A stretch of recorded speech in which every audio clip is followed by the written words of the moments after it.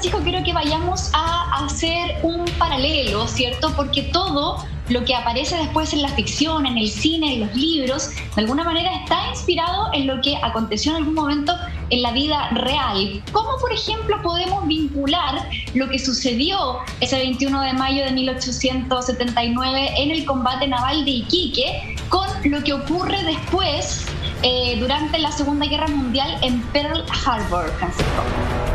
Mira, lo vamos a hacer bien así esquemático. En 1941, la Armada norteamericana y el alto mando norteamericano tenían claro que Japón iba a atacar la base de Pearl Harbor, que era la que estaba más cerca de Japón. De hecho, era la base aeronaval más importante de la cuenca del Pacífico. Sabían. De hecho, habían interceptado comunicaciones, etc. En 1879, la Armada chilena sabía que el fuerte de la Fuerza Naval peruana iba a recuperar el Perú, Iquique. Sabían que eso iba a pasar. O Antofagasta. Eran como iban a tirar sus blindados a Iquique o Antofagasta, que eran los dos lugares más estratégicos del inicio de la guerra. En el caso de Pearl Harbor, ¿qué hace la Armada norteamericana?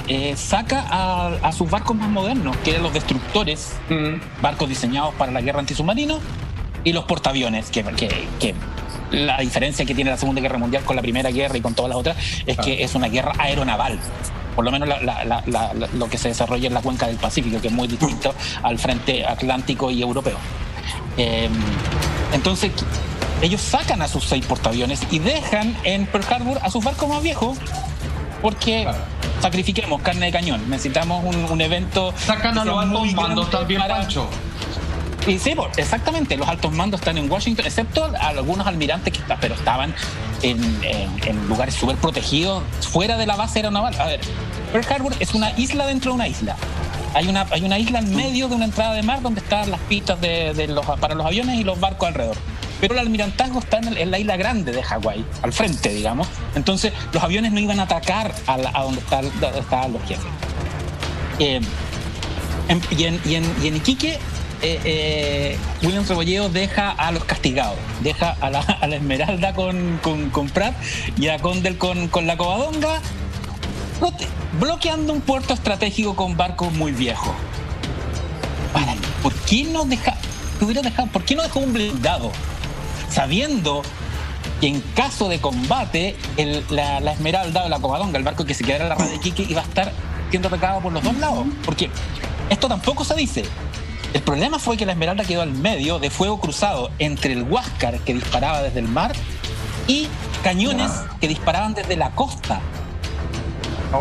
El peruano. Hubo tropas peruanas de tierra que disparaban contra la Esmeralda desde la costa y desde botes, mientras el Huáscar, entonces la Esmeralda quedó rodeada. Eso era obvio, era evidente, era como de guerra naval 1.0. Si tú estás bloqueando una costa enemiga, tienes fuego enemigo desde la costa, y eventualmente si alguien te viene a rescatar, o enemigo viene a rescatar a los bloqueados, van a tener fuego desde el mar.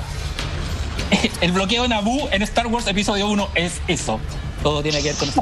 Exacto. Pero Pancho, ¿tú crees que entonces eso fue como a propósito?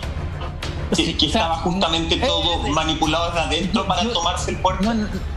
No es que yo crea, yo como que adhiero a la teoría de que el combate naval de Iquique fue una excusa, fue planeado como una excusa para levantar el sentimiento patriótico de los chilenos, porque necesitábamos, lo que hablábamos hace un rato, la guerra del Pacífico era bastante poco pescada por los santiaguinos y la gente de Valparaíso hacia el sur, por el grueso de Chile. Era un conflicto de intereses económicos de los salitreros, que ni siquiera eran chilenos, algunos eran más ingleses y norteamericanos y alemanes.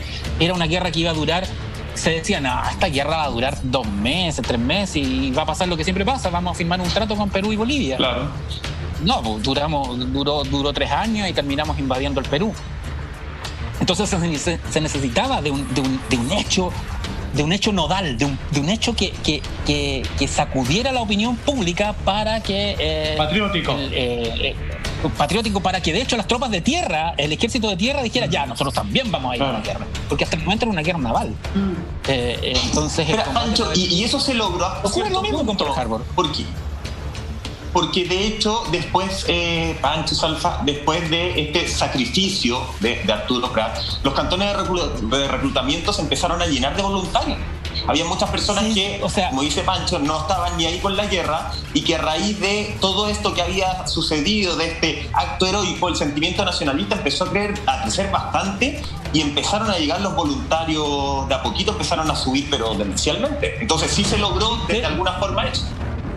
Sí, de hecho eso se puede ver muy bien en la novela Dios el séptimo de línea de Jorge Nostroza, donde uno de los protagonistas, el Alberto, es un niño, un joven de alta sociedad santiaguina que se emociona ante las noticias de lo ocurrido en Iquique, y dice: yo no puedo seguir trabajando de abogado acá ganándome las plata mientras mis compatriotas están siendo asesinados en el norte.